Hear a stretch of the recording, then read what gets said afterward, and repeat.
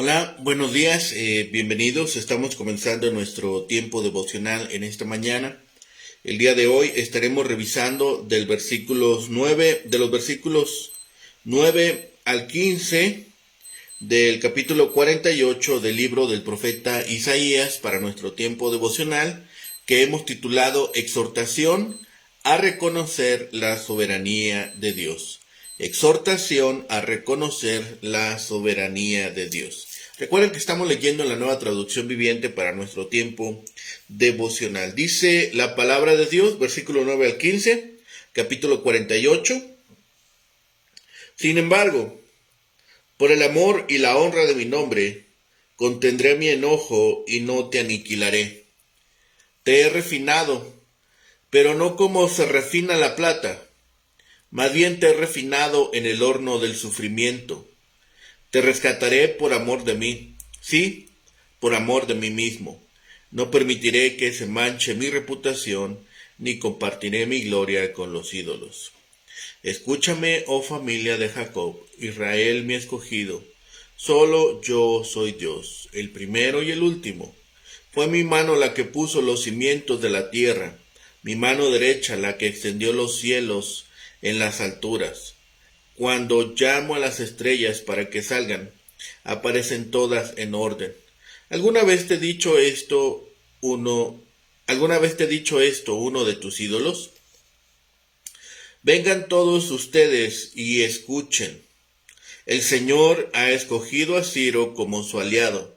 Lo usará para poner fin al imperio de Babilonia y para destruir a los ejércitos babilónicos. Lo he dicho, llamo a Ciro, lo enviaré a cumplir este encargo y lo ayudaré para que triunfe. La exhortación viene de Dios.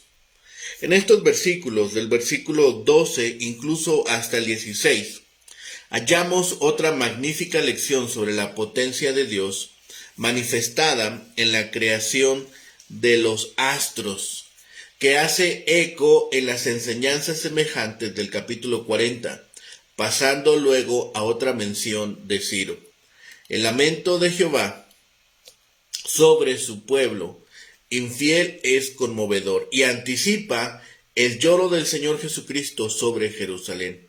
Anticipadamente se exhorta al pueblo que no deje de aprovechar el decreto de Ciro, permitiéndoles salir de Babilonia, y se le promete el mismo sostén en el camino que sus padres habían disfrutado en el desierto al salir de Egipto.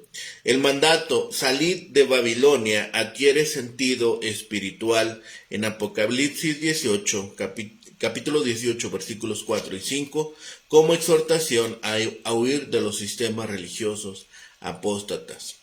Las promesas de Dios son para los obedientes. En cambio, los israelitas rebeldes se les da el solemne aviso: no hay paz para los malos, dijo Jehová.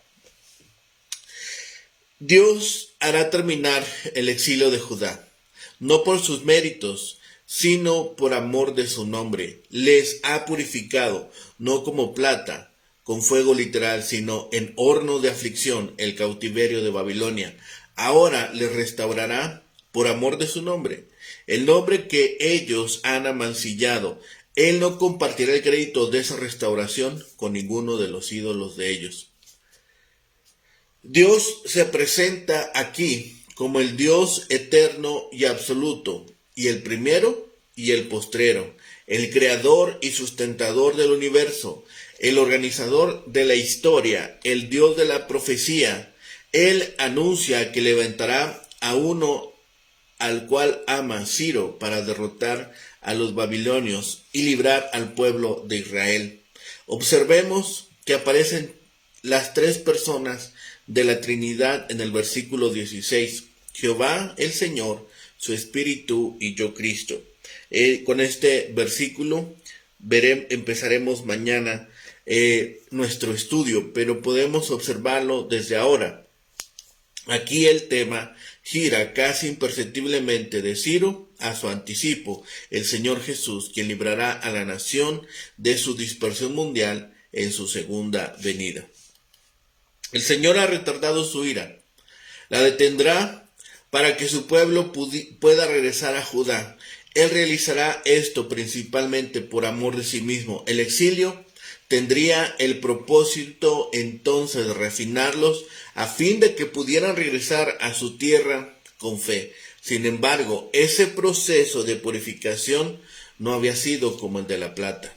Esto puede significar varias cosas: que el proceso no se puede financiar con dinero, o que no podía ser comparado con la plata, o bien que a diferencia de la plata, la cual se purifica, la nación no podría llegar a ser pura.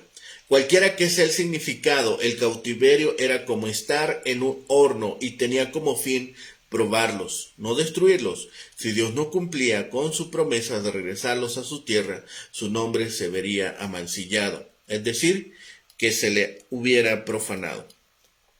Hay una exhortación también en estos versículos a reconocer la soberanía de Dios, haciendo un llamado urgente a su pueblo a escucharlo. El Señor volvió a abundar más acerca de su posición exaltada como único Dios. Así, Isaías repitió en varias ocasiones dos evidencias que apuntan a la singularidad del Señor: su poder creativo y su capacidad para predecir el futuro. En este caso, la caída de Babilonia por medio de la intervención de Ciro, el aliado de Dios. Dios le llamó, por tanto sería prosperado. Ningún otro Dios podía prever estos sucesos. Nada tenemos que argumentar ante Dios. Porque debiera, o para que debiera tener misericordia de nosotros. Salvar es para su alabanza, para honra de su misericordia. Si los hombres entran en problemas, es para hacerles bien, es para refinarlos, pero no como a plata, no tan completamente como los hombres refinan la plata. Si Dios tomara ese rumbo, todos tendríamos esta escoria presente en nuestra vida y como tales seríamos desechados. Él nos toma como refinados solo en parte. Muchos han sido llevados a casa de Dios como vasos escogidos, y la buena obra de gracia en ellos empezó en el horno de la aflicción. Es consuelo para el pueblo de Dios que Dios asegure su honra, por tanto, obre liberación para ellos. Si Dios libra a su pueblo, no puede estar sin instrumentos que emplear. Dios ha formado un plan en el que por amor a sí mismo y para gloria de su gracia salva a todo el que va a él. Todo esto, sin embargo, solo sirve para revelar la paciencia de Dios, porque es inmerecida, constructiva y resuelta. Después de toda su franqueza, todavía puede afirmar tanto su llamado como su amor y dar la liberadora orden de salir de Babilonia. Así que, ¿cuál es la lección de todos estos aspectos del mensaje profético? La lección en la cual el Señor quiere que los hijos de Israel reflexionen es que Dios está actuando por amor a su verdad, por amor de sí mismo. Dios tiene su palabra empeñada a Israel y Él no va a traicionar, aunque bien Israel puede traicionarle a Él. Así como el versículo 1, que empezó con el llamado a Israel para que escuchara y reflexione, en el versículo 12 también empieza con las palabras: escuchadme, oh Jacob, y tú, oh Israel, a quien he llamado. El mensaje de la historia y de la profecía debe demostrar y convencer a Israel de que Jehová su Dios es la primera y la última realidad de la historia. Él es el creador, por tanto, también es soberano de los acontecimientos del futuro. Él ha querido y ha determinado que Ciro sea quien cumpla sus decretos, y así se realizará, aunque esto no sea del agrado de los judíos, que no reconocen como auténtica la liberación, excepto la que traiga el Mesías, hijo de David. De Ciro se dicen en los versículos 14 y 15, aquel a quien Jehová ama, él hará su voluntad sobre Babilonia. Yo mismo he hablado, en verdad le he llamado, yo le he traído y haré prosperar su camino. Sin embargo, hay una restricción del castigo. No obstante la pecaminosa obstinación del pueblo, la ira de Dios ha sido aplazada. El crisol ha sido templado con misericordia y la demostración de la majestad divina ha sido retenida. Sí, si te he suspendido mi venganza es porque mi honor lo exige, pero debo someterte por amor a mí o te precipitarás a tu ruina. He aquí, te he purificado y no como a plata, porque cuando es purificada no queda ninguna clase de escoria. Si hubiera hecho yo esto contigo, te hubiera consumido del todo. Más bien te he puesto en mi crisol de la aflicción, a fin de que puedas reconocer tus pecados y volverte a mí. Dios además le recuerda a Israel que hace todo esto por amor de sí mismo, para que su nombre no sea mancillado, ni se rinda a otro culto que solo a él se le debe. La salvación es por gracia, recordemos. Luego la paciencia de Dios con Israel y su liberación de la aflicción no son merecidas, sino que solo se deben a la gracia de Dios por amor, a su honor y a su gloria. Esto hubiese sido diferente si Israel hubiera escuchado. Ahí vemos en Dios evidentemente la capacidad creadora. El Eterno es el primero y el postrero y el único creador. Es el mismo Dios que fundó la tierra y midió los cielos y los mantiene en sus respectivos lugares. Él es el Alfa y el Omega, el creador y preservador del universo. Luego vemos en Isaías esta inspiración profética. El Dios profético de Israel no es como los ídolos mudos de las naciones. Dios ha demostrado su amor por medio de sus profetas. Ha trabajado efectivamente por medio de sus siervos, a quienes ha llamado y comisionado. Las predicciones de Dios han sido proclamadas abiertamente y su enviado avanza por la autoridad e inspiración del Dios eterno y su Espíritu Santo. Israel puede estar seguro, por tanto, de que Dios ejecutará su voluntad en Babilonia y los caldeos. Fijémonos en la razón. Por amor de mi nombre, el Señor repite ese pensamiento 4 veces en estos versículos sin dejar duda de la razón de sus acciones. Él no retiene su juicio y enojo porque el pueblo tenga una cualidad loable o algún valor potencial en sí mismo. Dios dice que lo hace por amor de mi nombre, para alabanza mía, por mí, por amor de mí mismo. Todo es gracia, de principio a fin. Estas palabras, como escribió Lutero, truenan contra toda autojustificación. Por una parte, el pueblo de Dios era traicionero, empecinado y rebelde desde antes de nacer, y por otra parte, Dios es amoroso y misericordioso al refrenar su ira, y es constante en llevar a cabo su plan de salvación mediante el Mesías. La cautividad en Babilonia que se avecinaba no iba a aniquilar la casa de Jacob ni a la línea de Judá. Pese a su incredulidad y obstinación, Dios los va a corregir y regresará un remanente. Ese era su plan. El horno de la aflicción iba a refinar al pueblo escogido, como el calor refina los metales preciosos. Pero Dios no andaba en busca de plata. Él hizo regresar un remanente a Palestina con el fin de cumplir su plan de salvación, en el que estaba de por medio mucho más que oro y plata. Su designio era rescatar a la humanidad del pecado, de la muerte y del castigo eterno con la sangre santa y preciosa de Jesucristo. Ningún hombre merece un amor tan grande, ni puede hacer lo suficiente para que Dios se lo conceda. Todas las bendiciones celestiales vienen solo por gracia. La repetición de la expresión por amor de mi nombre pone el énfasis en la misericordia de Jehová y en su fidelidad en cumplir todo lo prometido. Si él hubiera permitido que su pueblo fuese exterminado de la tierra, todas sus promesas habrían sido nulas y se le hubiera visto como el Dios incapaz de rescatar a su pueblo. Si no podía redimir a sus escogidos, ¿cómo podría salvar al mundo? Si no fue verdad lo que dijo en el pasado, todo lo que dijo del futuro no valdría nada.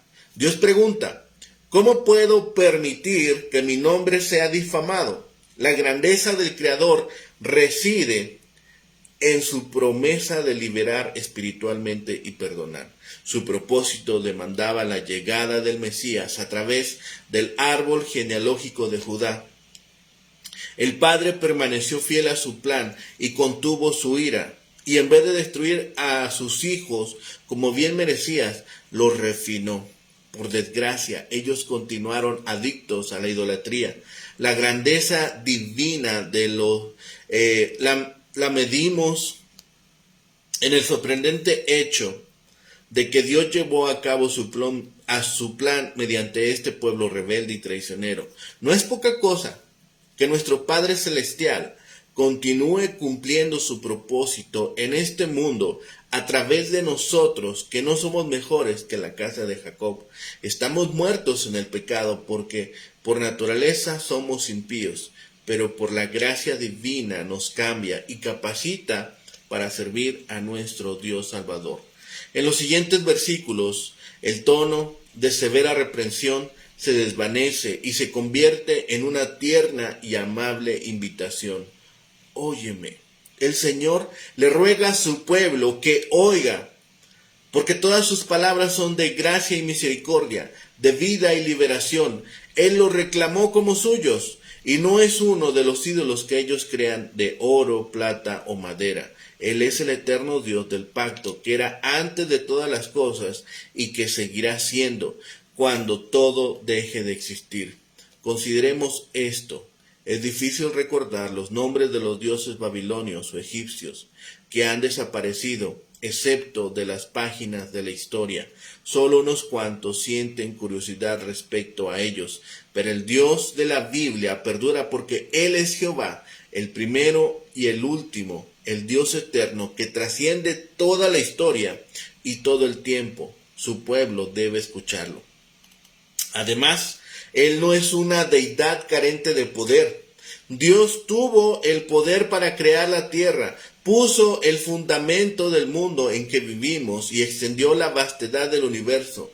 El mundo creado le atiende y todas las fuerzas naturales están atentas a su llamado para servirle. Si la naturaleza está a la espera del mandato de Dios, ¿no puede o debe hacer lo mismo su pueblo?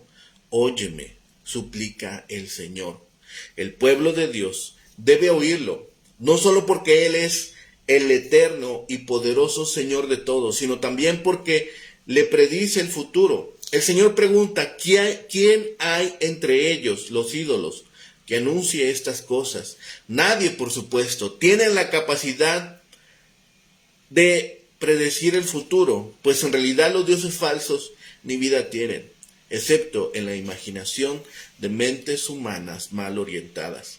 El desafío que les hace Dios a esos dioses vacíos para que predigan el futuro ha sido parte de la discusión de estos primeros 9 capítulos de la segunda parte de Isaías. Dios puede predecir el futuro. Él predijo las cosas pasadas y ellas ocurrieron como Él dijo. Él usó la pluma del profeta para predecir cosas nuevas, es decir, el grandioso y glorioso futuro para su pueblo. Del capítulo 40 al capítulo 48, el tema de la profecía ha sido la liberación del pueblo de Dios de la cautividad en Babilonia. La casa de Jacob y la línea de Judá serán llevadas cautivas, pero el Señor enviará a su siervo Ciro para destruir a Babilonia y hacer posible que el pueblo de Judá regrese a su tierra y la reconstruya. Esta promesa profética se basa en la capacidad del Señor para cumplir lo que ha prometido. Durante siglos el pueblo de Dios ha aceptado las palabras de Isaías como revelación divina y por tanto como verdadera. Asimismo, otros han meneado incrédulamente la cabeza y han rechazado tanto las profecías como el poder de Dios para predecir el futuro. Escuchemos lo que Dios dice. Yo hablé y lo llamé y lo traje, por tanto será prosperado su camino ¿Qué hubieran significado esas palabras si hubieran sido escritas después de que Ciro hubiera conquistado Babilonia o después que hubiera aparecido? Se convirtieran en una mentira. Entonces Dios vendría a ser la invención de algún remoto escritor religioso, una deidad inventada, no mejor que los dioses de oro, plata y madera creados por los pueblos antiguos. Así la liberación del pueblo de Dios de su cautiverio en Babilonia era algo tan improbable que resultaba necesario animarles con respecto a ella.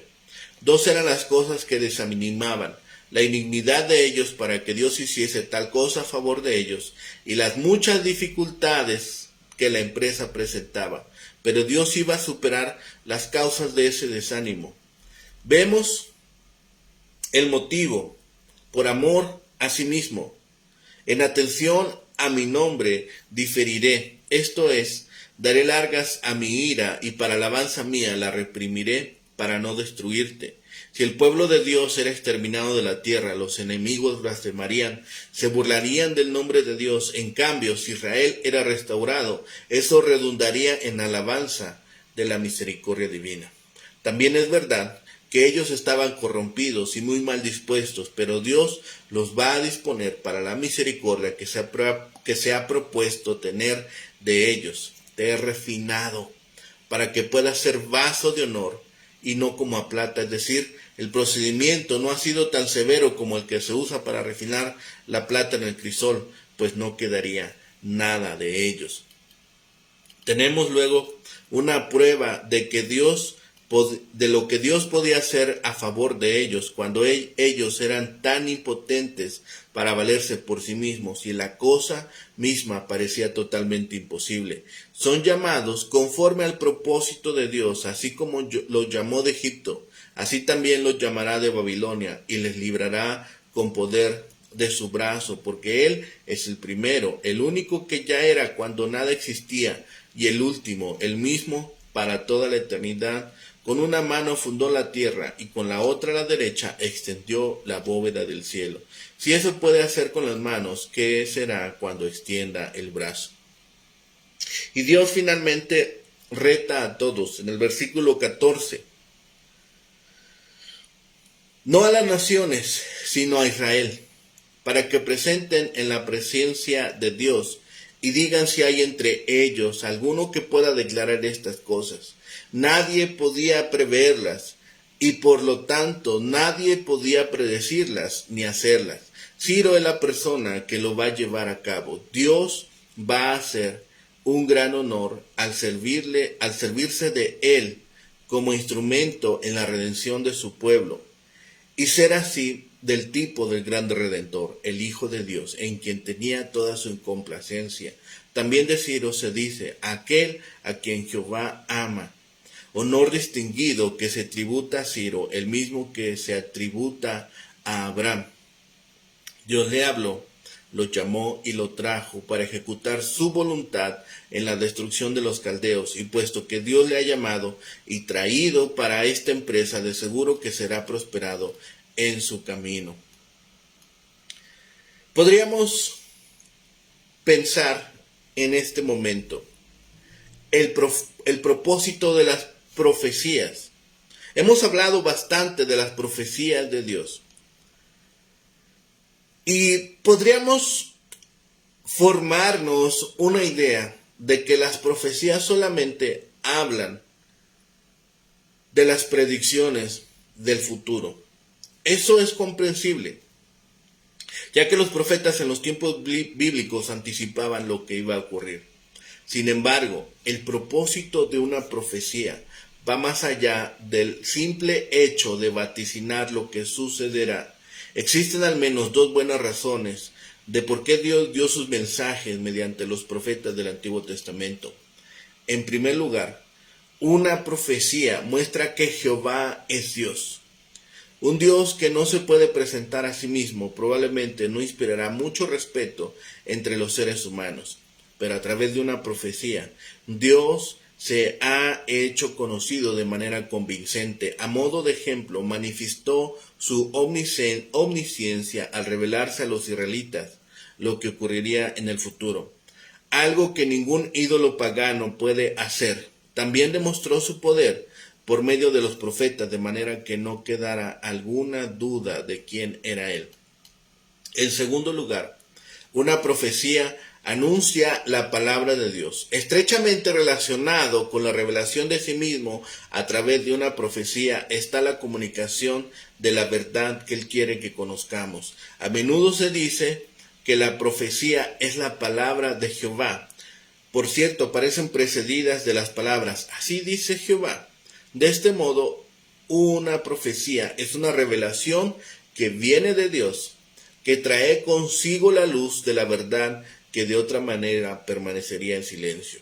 Lo importante de estas revelaciones no es simplemente informar, sino anunciar la verdad y luego decirle a la gente cómo deben vivir a la luz de esa verdad. Algunas veces las profecías ayudan a advertirle a la gente sobre las consecuencias de sus acciones. Otras nos alientan cuando las circunstancias nos parecen llenas de desesperanza, pero sin importar cuáles sean los efectos que surtan sobre la gente. El propósito de una profecía es el de proclamar a Dios y su palabra. Así que tengamos en mente estos dos elementos. Una profecía muestra que Jehová es Dios y la profecía anuncia a sí mismo la palabra de Dios. Nos presentan y anuncian la palabra de Dios. Así que al culminar esta porción, vemos que no había nada en las acciones, actitudes y logros de Israel que obligaran a Dios a amarlos y a salvarlos, pero por amor a sí mismo, para mostrar quién es Él y lo que puede hacer, los salvó. Dios no nos salva porque seamos buenos, sino porque nos ama y por su naturaleza misericordiosa. Nos quejamos con facilidad cuando nuestra vida se vuelve complicada o difícil. ¿Por qué un Dios amoroso permitirá que sus hijos atraviesen por toda clase de experiencias desagradables? Estos versículos nos muestran sencillamente que Dios nos pone a prueba en horno de aflicción. En lugar de quejarnos, nuestra respuesta debería ser volvernos a Dios en fe, buscando fortalezas para soportar y regocijarnos en nuestros sufrimientos. Sin la prueba nunca sabremos de qué somos capaces, ni creeríamos. Sin la purificación no seríamos más puros ni más semejantes a Cristo. ¿Qué clase de adversidad estamos enfrentando actualmente?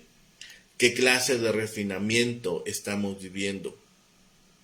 Finalmente, este versículo, los versículos finales 14 y 15, nos habla de Ciro, y esto podría estremecer a la audiencia. ¿Podría amar el Señor a un rey pagano y enemigo? Era Ciro a quien Dios utilizaría para liberar al pueblo del cautiverio de Babilonia.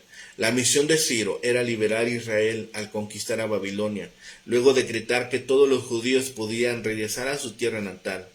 ¿Quién sino un profeta podría narrar una historia tan increíble, pero verdadera, casi 200 años que sucediera? Eso hizo Dios con un hombre que no dobló su rodilla. Esas son las maravillas y los prodigios que Él obró a través de alguien que no estuvo dispuesto a seguirle por completo. Nosotros estamos hoy en posibilidad de seguir a Dios de manera completa, de dedicar nuestra vida, de honrarle y alabarle. Entonces esperemos que la promesa de Dios de grandes obras y maravillas también se cumplirán en nuestra vida, que nuestros ojos observarán esas maravillas que Jesucristo prometió que nosotros observaríamos. Seamos obedientes, seamos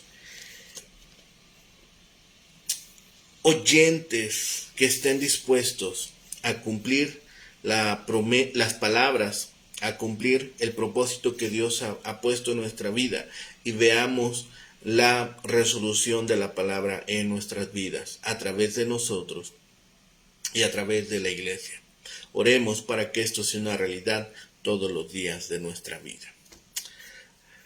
Padre nuestro que estás en los cielos, Señor, gracias te damos en este día, porque, Señor, nos permites escuchar tus promesas, las profecías, y Señor, en ellas observamos a tu persona, quién eres, y las grandes maravillas que obras a través de la historia de la humanidad.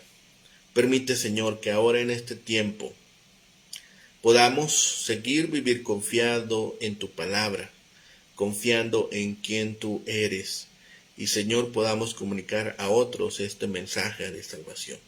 Gracias, Padre, por todo ello. Gracias por tu provisión, por tu amor, por tu misericordia y por todas las cosas que haces en nuestra vida y que son visibles a nuestros ojos. Y también gracias por aquellas que no son visibles, pero que han sido ejecutadas por tus manos. Gracias, Padre, de todo ello. Todo ponemos en tus manos, todo lo rogamos y clamamos a ti por los méritos suficientes de Cristo Jesús, Señor y Salvador nuestro. Amén. Que tengan un excelente día, que el Señor les bendiga.